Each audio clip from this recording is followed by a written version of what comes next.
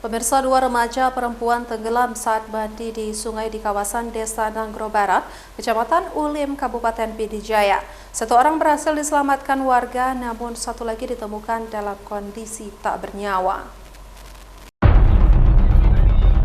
Tim gabungan personil Polsek Ulim, Koramil, tim SAR, dan warga setempat berhasil menemukan satu korban yang tenggelam saat mandi di sungai Kecamatan Ulim, Kabupaten Pidijaya.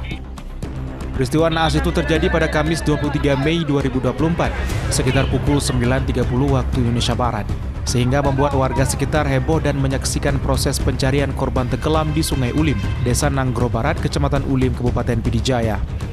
Musibah tersebut menyebabkan satu korban jiwa, Suhaila binti Syuib 13 tahun dan Nurmiati binti Ismail 25 tahun warga Gampung Nanggro Barat, berhasil selamat dari insiden tersebut berkat pertolongan dari Anas bin Ismail 35 tahun, seorang warga setempat.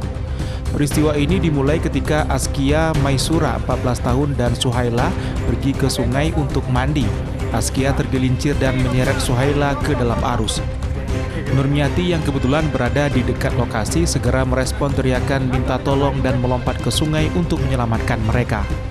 Sementara itu, Anas bin Ismail yang menyaksikan kejadian tersebut juga turun tangan untuk membantu penyelamatan, meskipun upaya penyelamatannya hanya berhasil menyelamatkan Suhaila dan Nurmiati.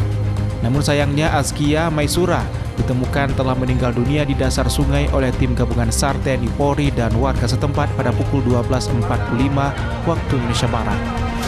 Kapolsek Ulim, Ibtu Saiful Bahri, menegaskan perlunya peningkatan kehati-hatian dan pengawasan terhadap anak-anak saat beraktivitas di sekitar sungai. Hasil pemeriksaan medis dari RSUD Pidijaya menunjukkan bahwa Askia meninggal murni karena tenggelam tanpa tanda-tanda kekerasan.